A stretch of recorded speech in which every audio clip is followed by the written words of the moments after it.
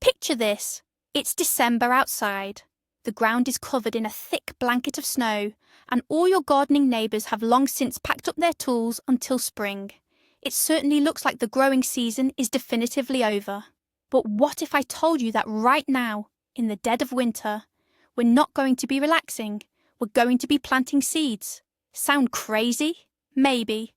But it's the kind of crazy that will reward you with crisp radishes, juicy spinach, and fresh salad straight from the garden by April or May. In this video, I'm going to reveal all the secrets of December, sowing in a greenhouse, a simple method that allows us to cheat nature and get a head start on the harvest by 2 months or more. You'll find out that this is not only possible but surprisingly easy, provided you know a few key rules. Ready to start sowing while everyone else is sipping tea and watching the snowfall? Then let's get started. Before we jump into the practical steps, let's explore the core concept behind winter sowing. Why does this even work? The method is based on the principle of stratification, that natural process where seeds are subjected to a period of cold temperatures. In nature, many plants germinate exactly this way. Their seeds fall in the autumn, spend the winter under the snow, and sprout with the first rays of the spring sun. We are essentially recreating this natural process, but in the controlled environment of a greenhouse. Our goal in December is not to force the seeds to sprout, but rather to tuck them in to sleep in the prepared soil. In this context, the greenhouse acts not as a heater, but as vital protection against harsh winter winds and drastic temperature swings. The soil inside freezes slower and less deeply than the ground outside. The seeds lie dormant. They get perfectly hardened, and as soon as the spring sun begins to warm the greenhouse, they receive a massive stimulus to grow, leapfrogging any traditional spring sowing by several weeks. It's a long game, but one where patience is richly rewarded with the earliest and most delicious harvest. So the number one question right out of the gate is, which kind of greenhouse works for this trick? A heated one, or just a regular, unheated cold frame?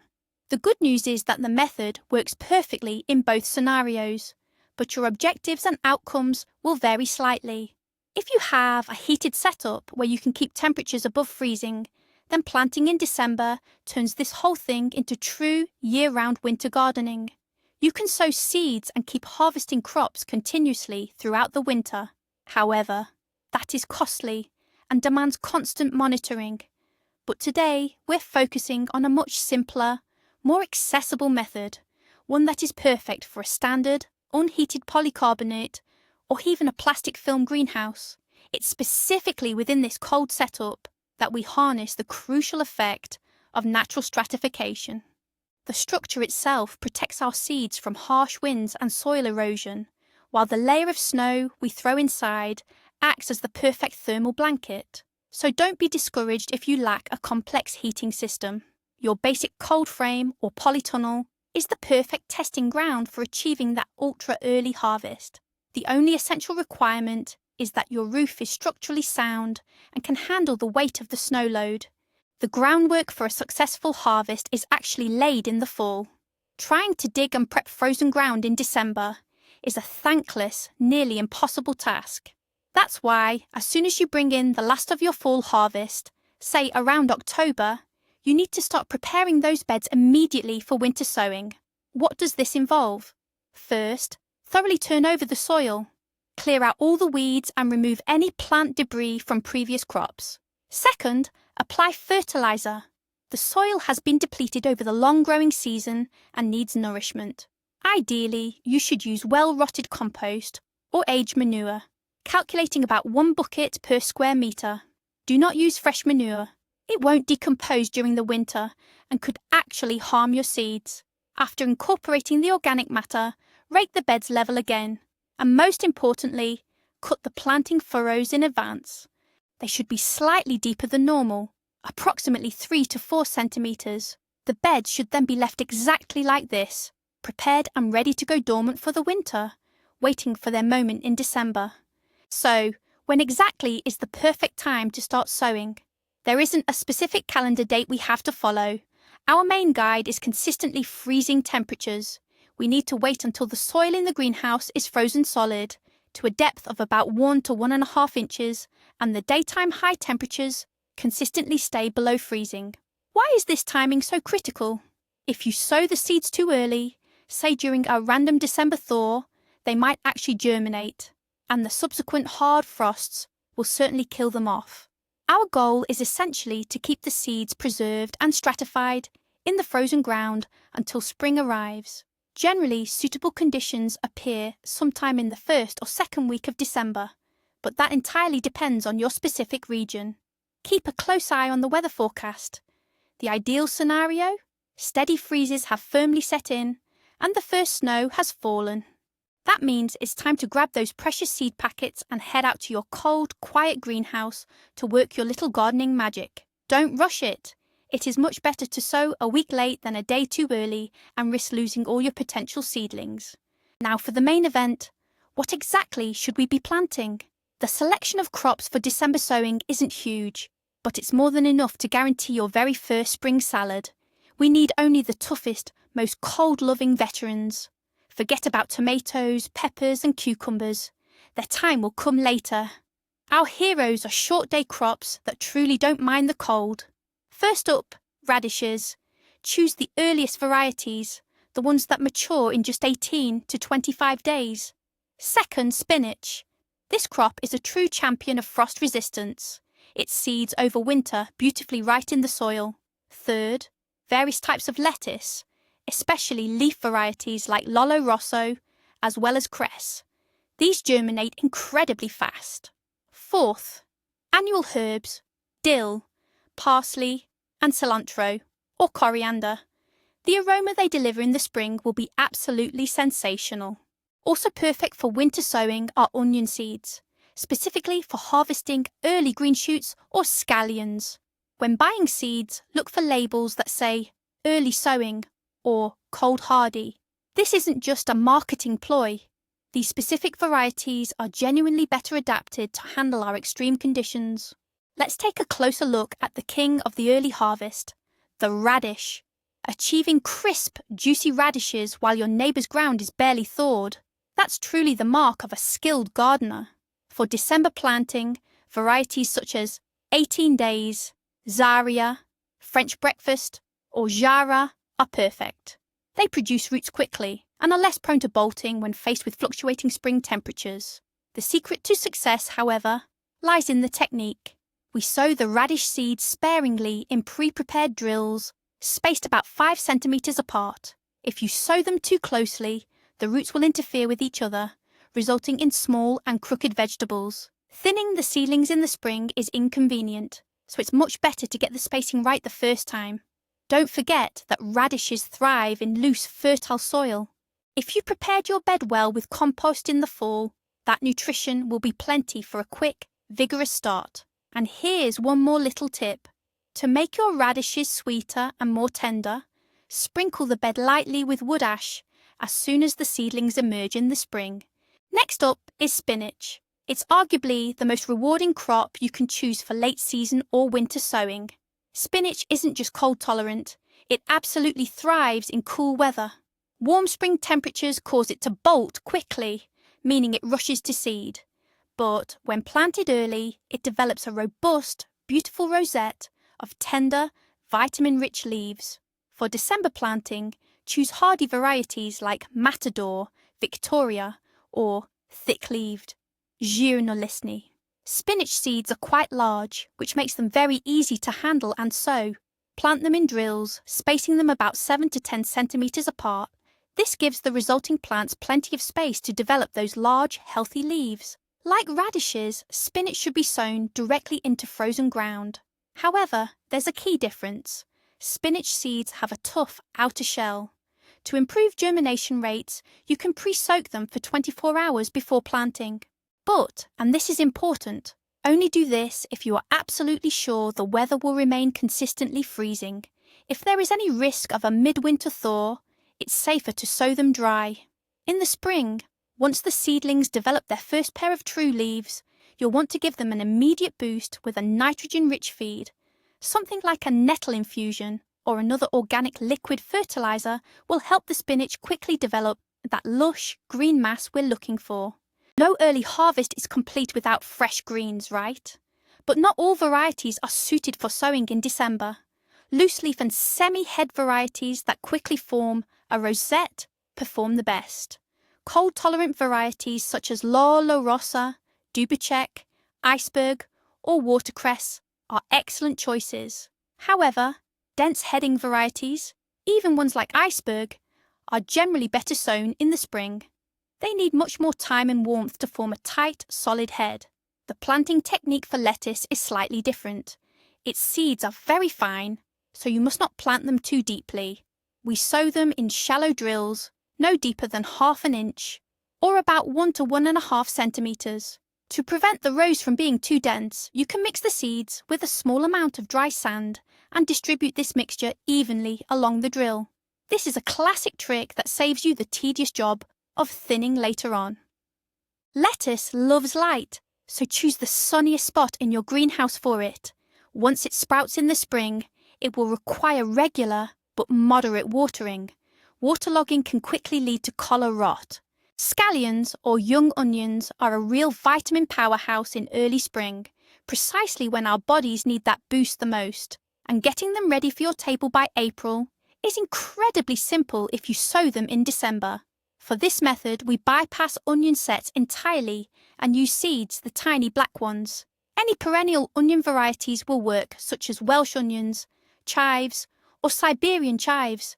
They are completely frost-proof and happily overwinter right in the ground. Onion seeds are quite small, so we sow them shallowly, only about ½ inch deep, into pre-prepared rows.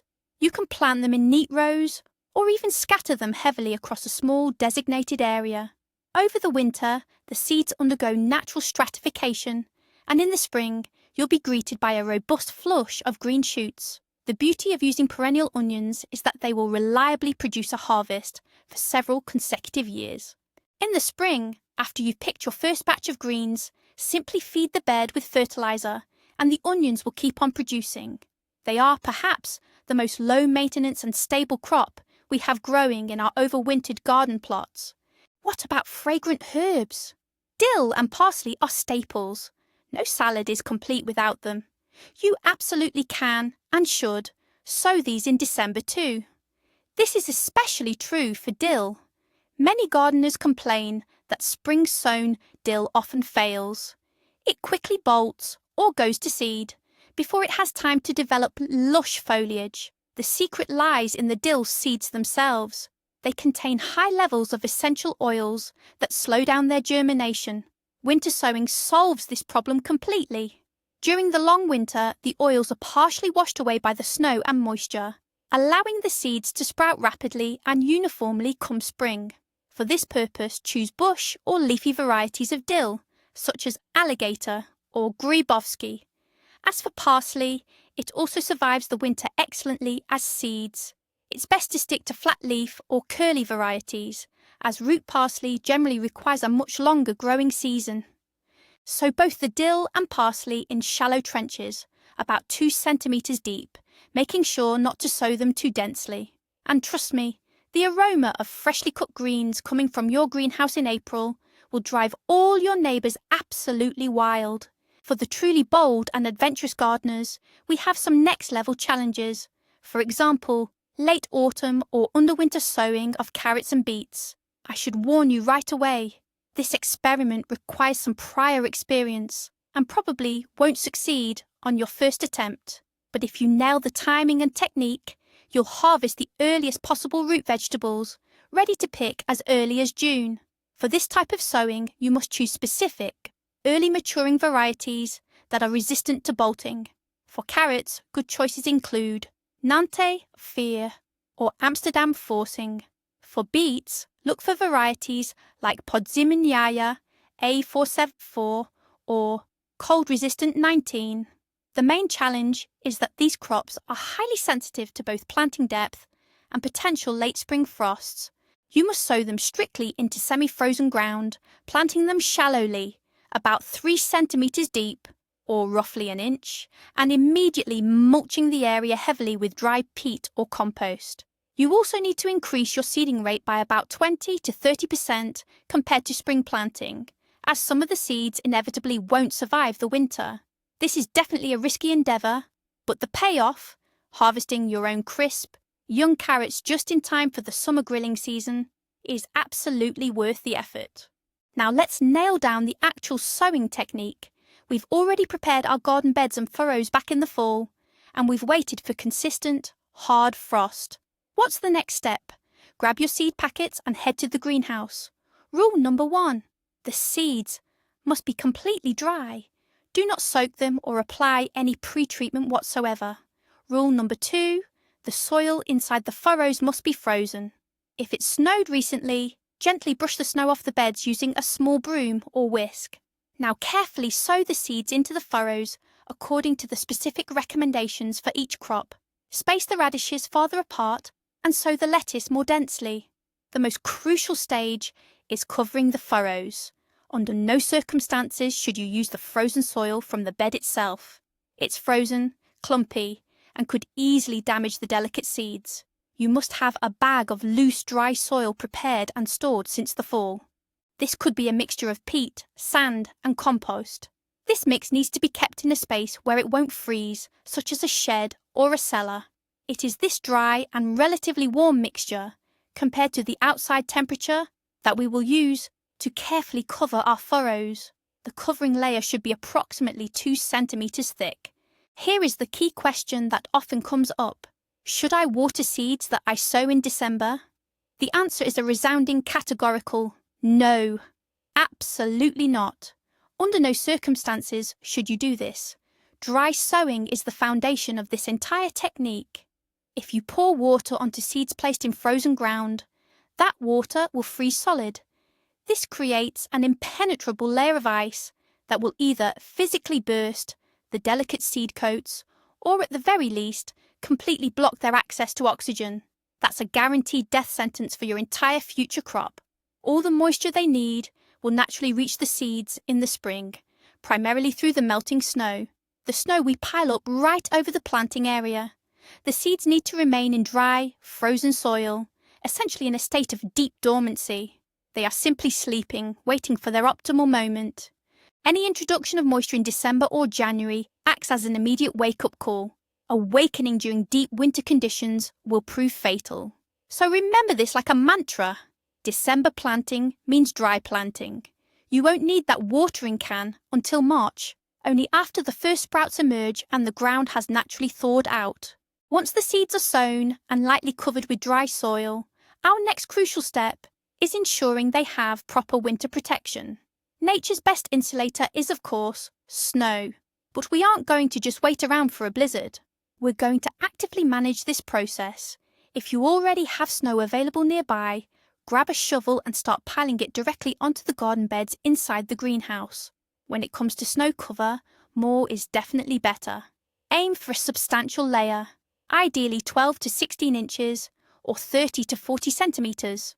Snow serves several vital functions simultaneously. First, it's an incredible insulator. Under a thick blanket of snow, the soil won't freeze as deeply as it would in the open air. The ground temperature will stay relatively stable, hovering around freezing or just slightly below, even if the temperature outside plummets to -20. Second, snow prevents the soil from drying out or suffering desiccation caused by harsh winter winds. And third, in spring, the melting snow provides that crucial first burst of moisture necessary to wake up the seeds and trigger germination. If snow hasn't fallen yet, you can temporarily cover the beds with garden fleece or spruce and pine boughs. But the moment the snow arrives, get outside and start shoveling it into your greenhouse immediately. Okay, we've completed the planting and covered everything with snow. What happens now? Next comes the quietest time of the year, the phase we call deep sleep. Throughout January and February, very little is required of you. You could say the main part of the work is already done. Your primary task during these months is simply monitoring the state of the greenhouse and the snowpack. If you experience heavy snowfall, remember to clear the snow off the roof, especially if you have a plastic film or polytunnel structure to prevent damage or collapse. If, on the other hand, the winter is dry with little snow but severe freezing temperatures, Try bringing in snow from other areas, like pathways and driveways, and piling it up inside the structure. The thicker this snow blanket is, the more comfortable and insulated our seeds will be during the deep freeze. Avoid walking into the greenhouse unnecessarily, as you don't want to compact the snow layer. Just observe from the outside and anticipate the spring awakening. This is the time when nature takes over, cold stratifying the seeds and preparing them for that powerful spring start. You'll spot the first signs of life as soon as the spring sun truly starts to bring warmth. This usually happens in March. The sun shining through the polycarbonate panels quickly melts any snow inside the structure. This meltwater then soaks into the soil, triggering the germination process. On a sunny day in March, internal greenhouse temperatures can soar up to 15 or 20 degrees Celsius, 59 to 68 Fahrenheit, while overnight they can still dip below freezing. These extreme contrasts are exactly the signal our cold-hardened seeds need. You will be amazed at how quickly those first little seedling loops appear. In literally just a few days, the beds will be covered with uniform, healthy rows of green. At this critical stage, it's vital not to miss the window for proper care. If the seedlings come up too thickly, you'll need to carefully thin them out to give the remaining plants enough space to grow and develop. This is the most exciting phase, when you finally see the tangible results of your hard work over the winter. Once the first true shoots appear, our plants demand careful attention and dedicated care. The two most important priorities at this stage are proper watering and essential ventilation. The soil is usually quite damp after the snow melts, so hold off on that initial heavy watering. Instead, allow the top layer to dry out slightly before you begin. When you do water, it's best to do so in the morning, using warm, standing water. Use a watering can fitted with a fine shower head to prevent washing away the soil or damaging those tender young sprouts. The second crucial task is ventilation. On sunny days, temperatures inside the greenhouse can spike significantly, and this can cause major stress, even for cold-tolerant crops. Be sure to open the doors or vents for several hours to ensure good air circulation. This will not only lower the temperature, but also help prevent the development of fungal diseases. Finally, remember to close the greenhouse up completely at night. Late frosts in March, and often even well into April, are still very common. A spring greenhouse brings immense satisfaction with those first sprouts, but it also introduces potential risks. The primary culprit during this time is condensation.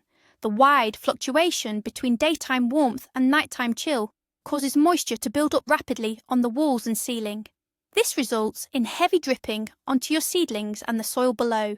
Constant dampness, as any gardener knows, creates a perfect breeding ground for nasty fungal diseases like damping off or powdery mildew. So, how do we tackle this problem? Your main defense, as we've emphasized before, is regular ventilation. This simple step dries out the air effectively and keeps moisture from pooling.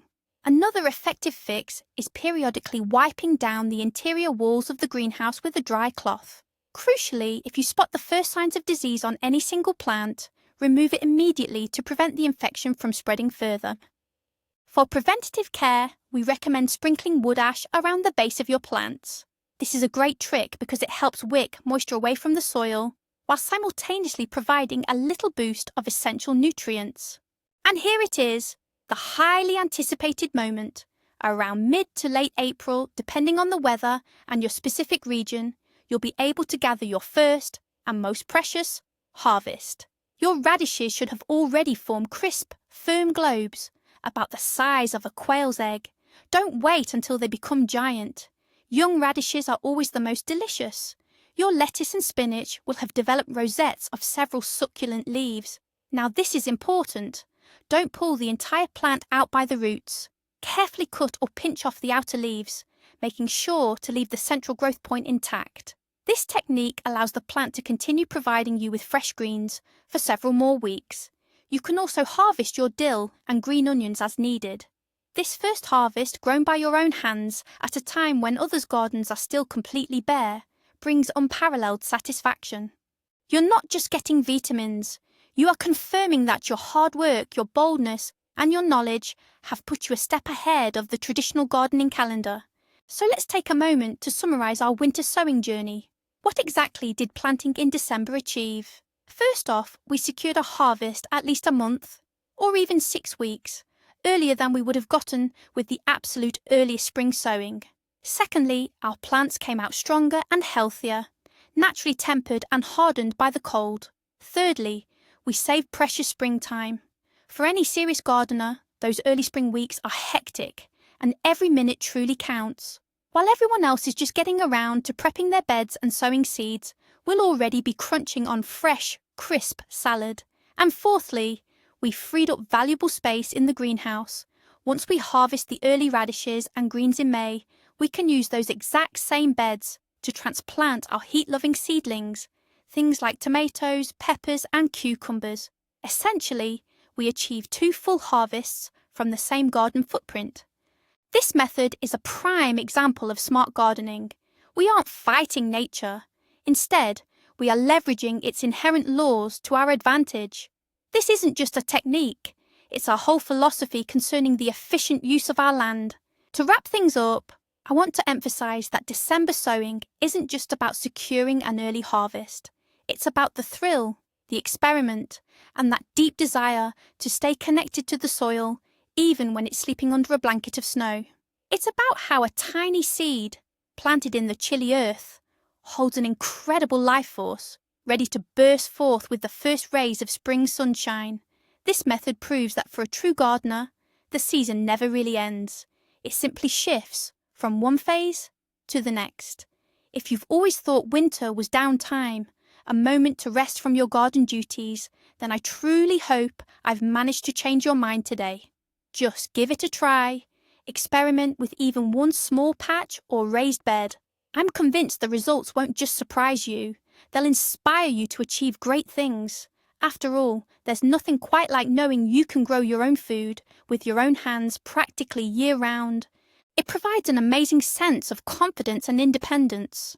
So there you have it, folks.